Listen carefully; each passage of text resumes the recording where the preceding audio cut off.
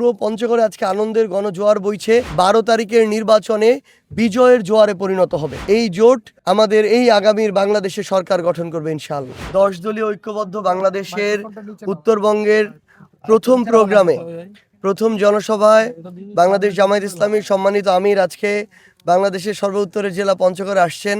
এটার জন্য পুরো পঞ্চগড়ের মানুষের মধ্যে একটা আনন্দের গণজোয়ার বইছে।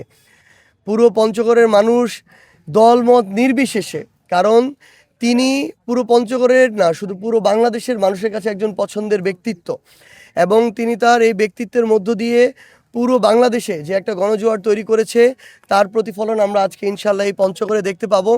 মানুষ যে যার মতো করে ছুটে আসছে, এবং আমাদের জায়গার সংকুলানের অভাবে অনেকে তাদের জায়গা থেকে বলছিল যে আমাদের আরও বড় জায়গা দরকার ছিল।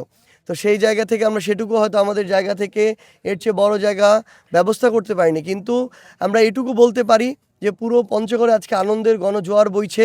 ইনশাআল্লাহ এই গণজোয়ার 12 তারিখের নির্বাচনে বিজয়ের জোয়ারে পরিণত হবে, এবং এই পঞ্চগড় থেকে শুরু করে বাংলাদেশের প্রত্যেকটি জায়গায় 10 দলীয় যে ঐক্যবদ্ধ বাংলাদেশ, মানুষ এটাকে শুধু 10টা দলের ঐক্যবদ্ধ হিসেবে দেখছে না, বরং মানুষ এটাকে মনে করছে যে চাঁদাবাজির বিরুদ্ধে একটা জোট, মানুষ এটাকে মনে করছে সকল ধরনের অপকর্মের বিরুদ্ধে একটা জোট, সকল ধরনের দখলদারিত্ব মামলা বাণিজ্যর বিরুদ্ধে একটা জোট, ইনসাফের পক্ষের একটা জোট, আধিপত্যবাদের বিরুদ্ধের একটা জোট।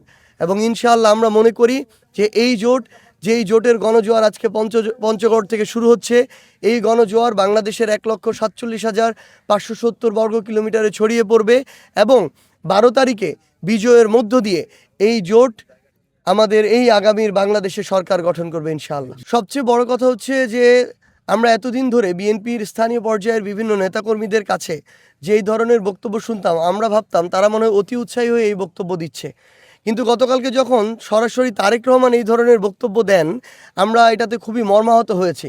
তার কাছে থেকে এটা খুবই অপ্রত্যাশিত ছিল, কিন্তু আমরা মনে করি যে আমাদের আমিরে জামায়াত, তিনি তার ব্যক্তিত্ব থেকে শুরু করে সকল জায়গায় পুরো বাংলাদেশের মানুষকে ধারণ করেন যেভাবে, তিনি একইভাবে ধারণ করবেন। এবং আমরা বিশ্বাস করি যে আমরা প্রতিহিংসার রাজনীতি নয়, বরং জনগণের সেবক হয়ে আমরা প্রতিযোগিতার রাজনীতি করব, কল্যাণের রাজনীতি করব, এবং আমাদের প্রত্যেকের কথা কাজে জনগণের কাছে পৌঁছানোর বার্তার মধ্য দিয়ে সেই বিষয়টি ইনশাআল্লাহ ফুটে উঠবে। তবে আমরা শুধু একটি কথা বলতে পারি, আগামীর বাংলাদেশে কেউ যদি মনে করে যে নির্বাচনকে প্রভাবিত করবে, ভোট চুরি করবে, পেশি শক্তির প্রদর্শন করবে, এটা আর কাউকে সুযোগ দেওয়া হবে না।